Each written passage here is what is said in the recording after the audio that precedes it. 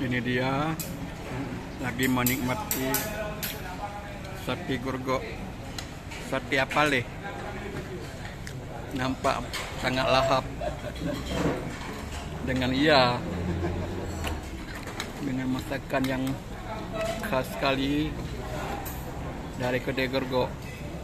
Ini dia Abang Mamat, Abang Syafiq. Aduh, Abang Syafiq lahap kali.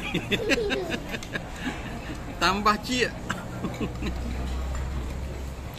Makanya banyak Abang Syafiq ya. Kemarin cepet kali main drum band tapi dapat juara 2. Ya.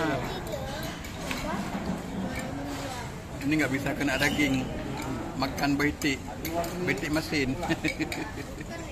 Ini dia suasananya. Ini kedai Grogok. Karena acara alam, kopi.